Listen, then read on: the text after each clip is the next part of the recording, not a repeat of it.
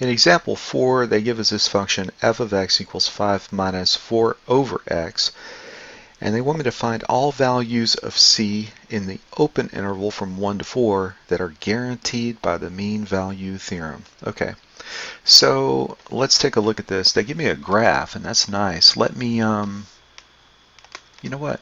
Let's sketch those interval points. So there's 1, 1, and here's 4, 4. And while I'm at it, you know what? Let's sketch the secant line. Let's take a look at that. Alright, so there is our secant line, and we can see that we have a slope of 1. And if without changing that angle we move this up to our graph, we should be able to find the tangent line that has the same slope. And it seems to be located at x equals 2. Let's take an analytic approach now. So the first thing that I want to do is notice that we can use the mean value theorem because the function as sketched is both continuous and differentiable over the given interval.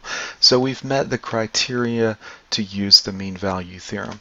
So the first thing I want to do is take the derivative of f of x. So f of x is equal to 5 minus 4 over x. And so the derivative of that, f prime of x, is going to be the derivative of 5 is 0.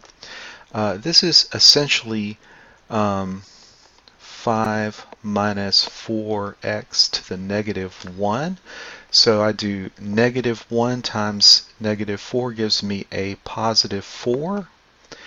Power times base down 1, this becomes x to the negative 2.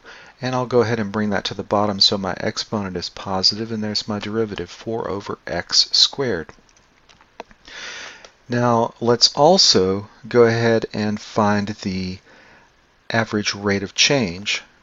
So this will be the second thing that I do. F of 4 minus f of 1 over 4 minus 1.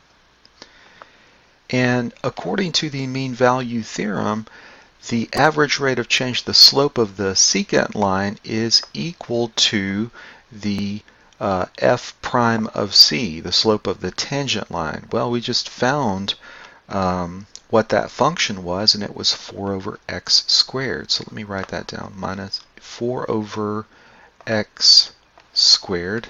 And so evaluating f of 4 minus f of 1, so if you plug 4 in, we get 4 over 4 is 1, 5 minus 1 is 4, and f of 1, 4 over 1 is 4, 5 minus 4 is 1. We get 4 minus 1, which is 3, over 4 minus 1 is 3.